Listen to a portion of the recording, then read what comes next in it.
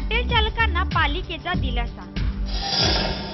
पालिका, CIDCO, police, MIDC अधिकारी चौकशीच्या फेऱ्यात। महापालिका रुग्णालय खासगीकरणाच्या वाटेवर। वाशी पोलिसांनी सोनसाखळीच्या गुन्ह्यात एका आरोपीला अटक। नवी मुंबई महानगरपालिका व जी विभाग कार्यालय यांच्या संयुक्तपणे स्वच्छ नवी मुंबई अभियान राबवण्यात आले। पालिका क्षेत्रातील हॉटेल्स, रेस्टॉरंट तथा खाण्यापाण्याच्या ग्राहकांची अनेक वर्षाच्या मागणीला आयुक्त वाघमारे यांनी मान्यता देत मोकळ्या जागेच्या वापराचा मार्गदर्शक सूचना जारी केल्या आहेत। गेली अनेक वर्ष ही मागणी होत असताना आमदार मंदा म्हात्रे यांनी पुढाकार घेत याबाबतचे मुंबई महापालिकेचे धोरण आयुक्तांना सादर करून याबाबत योजना जाहीर केली। नवी मुंबईमध्ये महापालिका क्षेत्रातील लोकसंख्या 13 लाख असून त्या प्रमाणात पालिका क्षेत्रात हॉटेलची संख्या कमी आहे। नवी मुंबईत आयटी पार्क, बिझनेस सेंटर व नवीन रहिवासी वसाहतींची मोठ्या प्रमाणात वाढ झाल्याने तेथील हॉटेलवरील ताण वाढला आहे। त्यामुळे जास्तीत जास्त लोकांना खाण्यापिण्याची सोय उपलब्ध व्हावी म्हणून हॉटेल समोरील किंवा शेजारील मोकळ्या जागेत हॉटेल व्यावसायिकांनी अनधिकृतपणे लोकांची बसण्याची व्यवस्था करून त्या जागेचा वापर व्यवसायासाठी करत आहेत। या अनधिकृत व्यवसायावर अनेक लोकांचे पोट भरत असून त्यामध्ये अधिकारी, राजकीय पुढारी, काही सामाजिक कार्यकर्ते तसेच माहिती अधिकारी कार्यकर्त्यांचा समावेश आहे। हॉटेल व्यावसायिक याबाबतची तक्रार बरेच दिवस पालिकेला करत असून ते पालिका आकारलेला तेवढा कर या हॉटेल मोकळ्या जागा वापरण्यासाठी भरण्यास तयार असतानाही पालिकेने व सत्ताधाऱ्यांनी याबाबत कोणतीही ठोस योजना आखलेली नाही। त्यामुळे या हॉटेल व्यावसायिकांचे जीने या घटकांनी हराम केले होते। मंदा म्हात्रे आमदारपदी निवडून आल्यानंतर आपली अडचण हॉटेल व्यावसायिकांनी त्यांच्या कानावर घातली। त्यांनी तत्काळ हॉटेल व्यावसायिकांसोबत आयुक्तांची भेट घेत हॉटेल व्यावसायिकांना मुंबई पालिकेच्या धर्तीवर मोकळी जागा शुल्क आकारून वापरण्यास मंजुरी देण्याची विनंती केली। आयुक्तांनी या प्रस्तावाचा विचार करून सोमवारी याबाबतची अधिसूचना काढून हॉटेल समोरील व बाजूची जागा तात्पुरती करण्यास मार्गदर्शक सूचना जारी केल्या आहेत। यामध्ये लगतच्या मोकळ्या जागेत स्वयंचलित मागे पुढे करणारे छत तसेच किंवा सोलर पॅनल लोखंडाची किंवा ॲल्युमिनियमच्या फ्रेमने बनवलेले बंधनकारक केले आहेत। ही जागा वापरताना इमारतीच्या आत व बाहेर जाण्याचा मोकळा मार्ग ठेवण्याचे बंधन आहे। ही जागा कायमस्वरूपी बंद न करता खाद्यपदार्थ बनवणे, आईस्क्रीम पार्लर, पानपट्टी शॉपसाठी याचा वापर करता येणार नाही। ही परवानगी देताना काही दाखलेही अनिवार्य केल्याचे मार्गदर्शक सूचनेत नमूद आहेत। वाशी, कोपरखैरणे, रबाळे, सानपाडा परिसरात चेन स्नॅचिंग करणाऱ्या चोराला वाशी पोलिसांनी अटक केली। त्यांच्याकडून 50 तोळे वजनाचे सोने दागिने जप्त केले आहेत। वाशी, कोपरखैरणे, रबाळे, सानपाडा परिसरात चेन स्नॅचिंग करणाऱ्या एका आरोपीला अटक केली आहे, तर त्याचे इतर सहकारी फरार आहे। फरार आरोपीचा पोलीस शोध घेत आहे। अटक करण्यात आलेला आरोपी वाशी, कोपरखैरणे, रबाळे, सानपाडा परिसरात केलेल्या चेन स्नॅचिंग गुन्ह्याची कबुली दिली आहे। त्याच्याकडून 50 तोळे वजनाचे सोन्याचे दागिने जप्त करण्यात आलेत। जप्त मालाची किंमत सुमारे 13 लाख रुपये एवढी आहे। वाशी पोलीस ठाण्याचे गुन्हे प्रकरणी पथकाचे अधिकारी व कर्मचारी यांनी वाशी पोलीस ठाणे हद्दीत सापळा रचून चेन स्नॅचिंग चोरास अटक केली आहे। व्हिडिओ जर्नलिस्ट सूरज सोबत राज चौहान।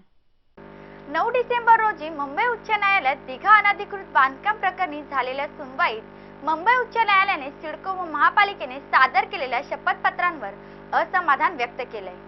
न्यायालय एवढ्यावरच थांबले नाही तर सिडको व्यवस्थापकीय संचालक यांना वैयक्तिक शपथपत्र दाखल करण्याचे आदेश दिले आहेत।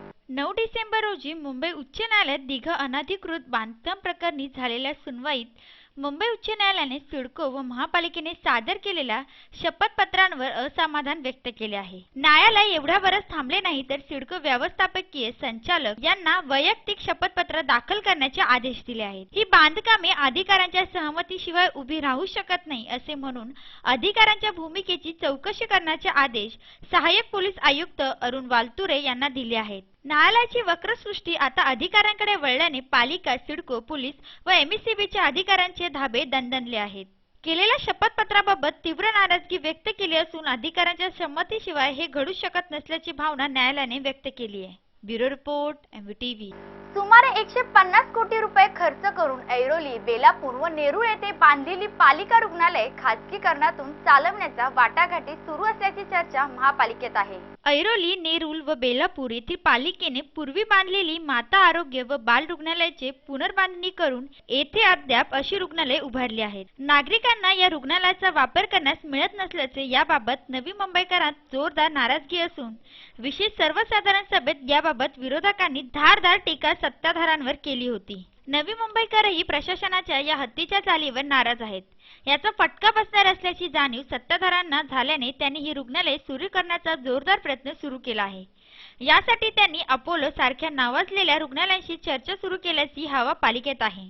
त्यामुळे हिरानंदानी फोर्टिजला वाशी रुग्णालय चालविण्यासाठी देण्याचा प्रस्ताव अंगाशी आला असतानाही सत्ताधाऱ्यांनी ऐरोली व बेलापूर रुग्णालय खाजगी कारणांमुळे चालविण्याचा प्रयत्न किती यशस्वी होतो ते येणारा काळच ठरवेल. Bureau report, MVTV. Navi Mumbai महानगरपालिका प्रभाग क्रमांक 12 व जी विभाग कार्यालय यांच्या संयुक्तपणे स्वच्छ नवी मुंबई अभियान राबवण्यात आले. नवी मुंबई महानगरपालिका प्रभाग क्रमांक 12 व जी विभाग कार्यालय यांच्या संयुक्तपणे स्वच्छ नवी मुंबई अभियान राबवण्यात आले. या स्वच्छ अभियानामध्ये ज्ञानदीप विद्यालयातील विद्यार्थी व नागरिक यांनी सहभाग घेतला होता. प्रभाग 12 चे नगरसेवक संजू वाडे, विभाग अधिकारी महेंद्र सप्रे, स्वच्छता अधिकारी राजेंद्र इंगळे, स्वच्छता निरीक्षक नितीन महाले व अन्य उपस्थित होते. या स्वच्छता अभियानाची सुरुवात ज्ञानदीप शाळेपासून सुरू करण्यात आली आहे. प्रभाग क्रमांक 12 चे नगरसेवक संजू वाडे यांनी शाळेतील विद्यार्थ्यांना स्वच्छतेचे महत्त्व पटवून दिले. ते आपल्या मार्गदर्शन भाषणात म्हणाले की स्वच्छतेचे महत्त्व आपल्याला शेजाऱ्यांना, मित्रांना पटवून द्या. आपल्या घरापासून स्वच्छतेची सुरुवात करा. या प्रभाग क्रमांक 12 सेक्टर 2, 1 आणि शिव कॉलनीचा आहे आणि त्यामध्ये 15 तारखेपासून स्वच्छता मोहीम या ठिकाणी राबवण्यात येत आहे. ही साधारणतः 25 तारखेपर्यंत चालेल. या प्रभागामध्ये अतिशय घाण दिसत होती, डेब्रेचं वातावरण आहे आणि त्यामुळे दुर्गंधी पसरलेली आहे. अनेक रोगाला सामोरे जावं लागतं आहे. त्यामुळे महानगरपालिकेचे विभाग अधिकारी सप्रे साहेब, सॅनिटरी ऑफिसर इंगळे साहेब आणि त्यांच्या सर्व सहकारी आणि ज्ञानदीप शाळेचे सर्व विद्यार्थी, विद्यार्थिनी, शिक्षक, आदरणीय भाऊ आणि शिक्षिका, मुख्याध्यापक या सगळ्यांच्या मदतीनं आणि सामाजिक बांधिलकी ज्या लोकांमध्ये जपलेली आहे अशा माझ्या महिला भगिनी, पुरुष, ज्येष्ठ नागरिकांपासून ही पूर्ण तयारी या साफसफाई मोहीमची चालली आहे. जे आपल्याला महानगरपालिकेने 1 लाख रुपये साधारण जे दिलेले आहेत त्या 1 लाखामध्ये रस्ता फुटपाथचे जे डेब्रिज आहे ते येत्या काळामध्ये उचलण्यात येणार आहे. या व्यतिरिक्त स्वच्छ महाराष्ट्र अभियानाअंतर्गत स्वच्छ नवी मुंबई अभियान हे आपण ऑलरेडी 2 ऑक्टोबर 2014 पासून विविध ठिकाणी राबवत आहोत आणि आपल्या सर्वांना माहिती आहे की नवी मुंबई महानगरपालिका ही देशामध्ये 3ऱ्या क्रमांकावर आहे आणि महाराष्ट्रात 1ल्या नंबरवर आलेली आहे. त्याच्या पुढचं जे पाऊल असणार आहे ते स्मार्ट सिटीकडे आणि या स्मार्ट सिटीच्या अनुषंगाने विविध प्रोग्राम ऐरोलीतील विविध प्रभागामध्ये आपण राबवत आहोत. यावेळी प्रभाग क्रमांक 12 चे स्वच्छता मोहीम अंतर्गत परिसरात विद्यार्थ्यांची रॅली काढण्यात आली आहे. आजच्या बातमीपत्रात इतकंच. तोपर्यंत नमस्कार.